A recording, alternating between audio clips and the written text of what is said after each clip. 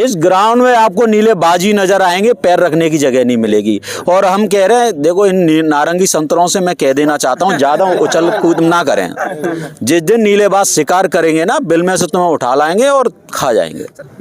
ये आधुनिक भारत का आगे चल के निर्माता बनेंगे और ये बहुजनों की आन और शान और ये आइकॉन है, जिससे ये मनुवादी घबराते हैं।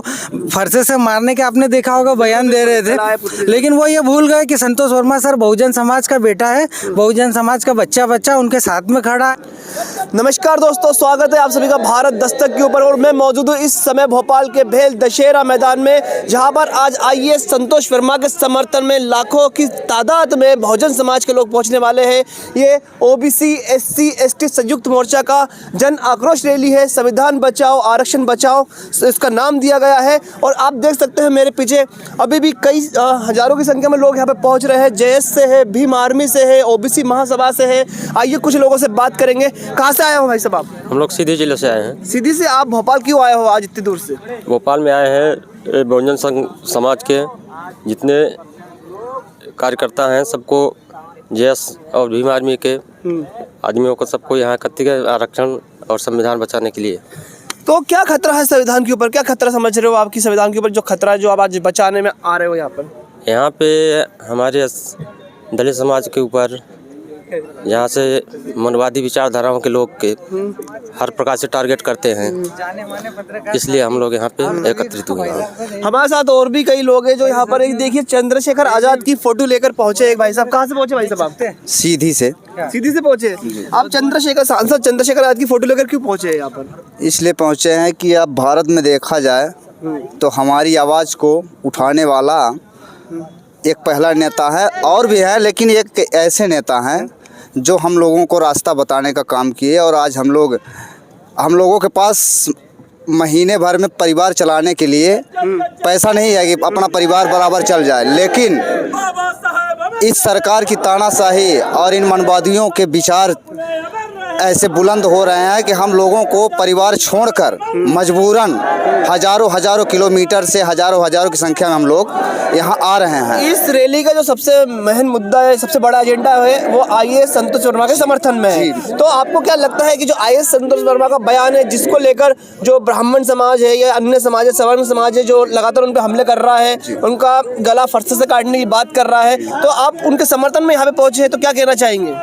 हम ये कहना चाहते हैं कि आईएएस संतोष वर्मा जी ने जो बयान दिया है, उसके पहले आप और देश के लोग जाके देखें कि मोहन भागवत RSS प्रमुख जो हैं, वो भी इस बयान को दे चुके हैं। वो कह चुके हैं कि जब तक अंतर्जातीय विवाह नहीं होगा तब तक ये भारत सही नहीं होगा, ठीक है ना। तो उनके ऊपर जाके एक्शन क्यों नहीं लिया जा रहा है, ठीक है ना। और भी बहुत मनुवादी लोग ऐसा कह चुके हैं कि जातिवाद खत्म हो। तो आपका कहना है कि जो मनुवादी लोग हैं या फिर जो सवर्ण वर्ग से आते हैं, वो कहते हैं कि अगर अंतर्जातीय विवाह हो तो ठीक है, लेकिन आईएएस संतोष वर्मा ने एक ब्राह्मण बेटी का हाथ मांग लिया, तो इसलिए उनके ऊपर ऐसा कर दिया गया कि उनकी नौकरी हड़ ली गई। इसलिए हम लोग गरीब मजदूर तक उनके समर्थन में आके और बाल बच्चों का पेट काट करके, और यहाँ जिस तरीके से आज हम लोग परेशान हो करके इस भोपाल में आए हैं, तो मात्र इतना कह देना चाहते हैं कि आज हम लोग इतनी परेशानी सह के ये कष्ट सह रहे हैं, तो इसका खामियाजा इस भारत सरकार को और मध्य प्रदेश सरकार को भुगतना पड़ेगा। आप कहाँ से पहुँचे भाई साहब? मैं खरगोन आर्य समाज पार्टी जिलाध्यक्ष हूँ, सुनील चौहान। तो खरगोन से आप इतनी दूर से पहुंचे, समझिए MP के एक अलग हिस्से से पहुंचे हैं, तो क्यों पहुंचे? क्या कारण है कि आप एक आईएएस जो एक कलेक्टर व्यक्ति, आईएएस रैंक का व्यक्ति है, उसके समर्थन में एक गरीब व्यक्ति पहुंचा है?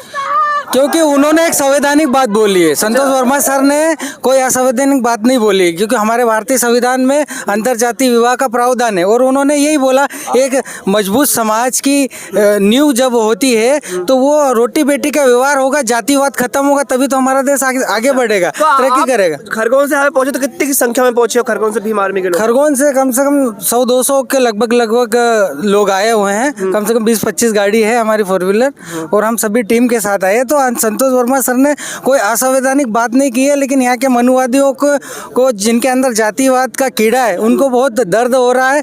और वो IAS संतोष वर्मा सर को फरसे से मारने के आपने देखा होगा बयान दे रहे थे, लेकिन वो ये भूल गए कि संतोष वर्मा सर बहुजन समाज का बेटा है, बहुजन समाज का बच्चा उनके साथ में खड़ा है और हम सभी लोग उनके साथ में, कोई उनका बाल भी बाका नहीं कर सकता। और ये देश की मनुवादी सिस्टम और ये सरकार सुन ले कि संतोष वर्मा सर के ऊपर किसी भी प्रकार की कोई कार्रवाई होगी तो इस देश के अंदर, इस मध्य प्रदेश के अंदर भीम आर्मी बढ़ चढ़ करके हिस्सा लेकर के उनको न्याय दिलाने का काम करेगी। हमारे साथ ग्वालियर से पहुंचे हैं आजाद समाज पार्टी के नेता। सर, आज आप यहाँ पर पहुंचे हैं और संतोष वर्मा जी के समर्थन में, मतलब मेन सभा तो संतोष वर्मा जी के समर्थन में ऊपर से 17 मांगे और रखी गई है, तो आप क्या कहना चाहेंगे?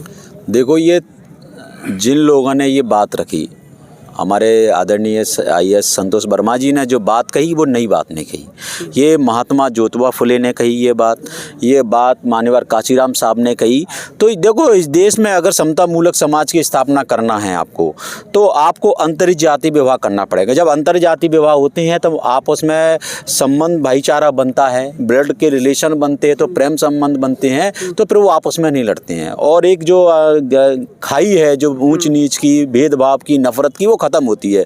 उन्होंने जो लाइन जो पुरानी चली आ रही है वही कही है, कोई नई बात नहीं की है, मगर तोड़ मरोड़ के इस चीज़ को जो मनुवादी व्यवस्था के लोग हैं ये नहीं चाहते कि बाबा साहब का राज कायम रहे, ये देश संविधान से चले। वो लोग नहीं चाहते, वो लोग चाहते हैं कि ये देश मनुष्य संहिता से चले। नहीं, बात तो क्या बोलते हैं अंतर्जातीय विवाह की नहीं है, ये तो बोल रहे कि कई लोगों से मेरी बात है, उनका कहना हम समर्थन करते हैं। बात है शब्दों के चयन को लेकर कि जिस प्रकार के शब्दों को उन्होंने चयन किया उसको लेकर बात हो रही है कि उसको लेकर हमला किया जा रहा है। देखो, नहीं, उनने क्या है, आप उनका पूरा वीडियो देखें ना, भाव देखें। आप भाव कहोगे तो कोई भाई बेटी के संबंध हो गए, या ये कहेंगे हमारी लड़की के का, हमारा बेटे का अपनी लड़की से संबंध, मतलब शादी के संबंध, तो उनका पूरा वीडियो सुने और पूरा भाव सुने। आप तोड़ मड़ोड़ के, मैं वही तो कह रहा हूँ कि ये बहुत चालाक लोग हैं। ये लोग नहीं चाहते कि बहुजन समाज एक हो, एकजुट होकर लोकतंत्र को बचाने की, संविधान को बचाने की, आरक्षण बचाने की ये बात नहीं करे। भाई कोई नई बात नहीं की उनने, जो बात है हम तो उनका समर्थन इसीलिए करे। आज देखो लाखों की संख्या इकट्ठी होगी, तो मतलब उन्होंने बात सही कही है ना, तो इसमें उन्होंने कोई बात, बहुजन समाज उनकी बातों का समर्थन करता है, आप ये कहना चाह रहे हैं? जी, पूरी बात उनने जो कहा है अंतर्जातीय विवाह की, हम पूरा समर्थन करते हैं उनकी बात का, और इसीलिए हम लोग यहाँ आए हुए हैं। आपके राष्ट्रीय नेता चंद्रशेखर आजाद जी ने इंदरगढ़ की रैली में कहा था, अपने भाषण में कहा था कि कितने संतोष वर्मा मारोगे, हर घर से संतोष वर्मा। उन्होंने बिल्कुल सही बात कही आपने। उन्हें ये कहा कि जिस तरह आप ये दबाने का काम कर रहे हो, संतोष वर्मा जी ने, जो मैंने अभी कहा कि उन्होंने नई बात नहीं कही, पुरानी बात की, जो हमारे बहुजन महापुरुषों ने कहते हैं वही लाइन आगे बढ़ाने का काम किया है। अगर आप उनको दबाने का काम करोगे, एक संतोष वर्मा को दबाओगे, तो हम हर घर में संतोष वर्मा पैदा करेंगे। और आपको पता होगा अभी एक ट्रेंड चल रहा है नीलेबाजों को लेकर, तो यहाँ पर कितने नीलेबाज पहुंचने वाले हैं? देखो, इस ग्राउंड में आपको नीलेबाजी नजर आएंगे, पैर रखने की जगह नहीं मिलेगी।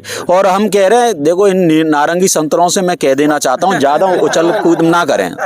जिस दिन नीलेबाज शिकार करेंगे ना, बिल में से तुम्हें उठा लाएंगे और खा जाएंगे। सर, ग्वालियर हाई कोर्ट में भी एक मामला चल रहा है मूर्ति को लेकर, अभी तक वो सुलझ नहीं पाया। 8 महीने हो गए इस मामले को लेकर और लगातार इसमें विवाद हो रहा है। बाबा साहब अम्बेडकर की फोटो जलाई गई और फिर वो जिस एडवोकेट का साथी थे वो लोग, क्या अनिल मिश्रा, उनको जेल ले जाया, रोगी है वो, नहीं, उसको जेल ले जाया गया, लेकिन बाद में 4-5 दिन बाद जमानत भी हो गई। तो क्या बहुजन समाज इतना कमजोर हुआ कि अपने जो महापुरुष की फोटो जलाई जाती है? और फिर देखो, बहुजन समाज नहीं, मैं स्पष्ट आपके चैनल से कह देना चाहता हूँ कि आज की जो न्याय प्रणाली है, हम न्याय प्रणाली में भरोसा करते हैं, मगर जिनके हाथों में अभी न्याय प्रणाली है वो उनके कठपुतली बन चुकी है। सत्ता के नशे में वो लोग न्याय, अब जो बताओ, रविवार के दिन न्यायालय खुला, रविवार के ऐसी क्या इमरजेंसी, कोई फांसी की सजा तो हो नहीं रही थी इस मानसिक रोगी वकील को, फांसी की सजा तो नहीं हो रही थी ना।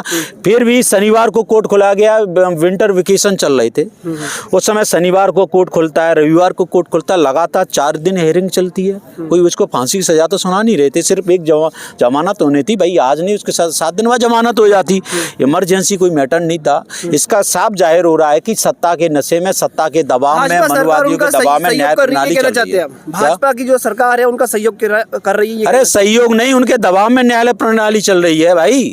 आप समझो बात को कि वो लोग न्यायालय को अपने दबाव में चला रहे हैं, क्योंकि वो सत्ता के नशे में न्यायालय पे पूरा कब्जा करे हुए। अगर न्यायालय पे कब्जा नहीं होता तो जो बाबा साहब का संविधान है, हम पूरा भरोसा था कि बाबा साहब के संविधान की जीत हो। ये लड़ाई अब कहाँ तक जाएगी, क्योंकि इसका कुछ निष्कर्ष निकलता नजर नहीं आ रहा है, ये वही ठहरी हुई है, लटकी हुई है पैंट। मैं अपने बहुजन समाज से ये कह देना चाहता हूँ कि आप देख रहे हो कि ये तमाम नई नई चीज़ें लेके आएंगे, ये हमारे लोगों को भटकाने का काम कर रहे हैं कि हम सत्ता की तरफ ना जाएं।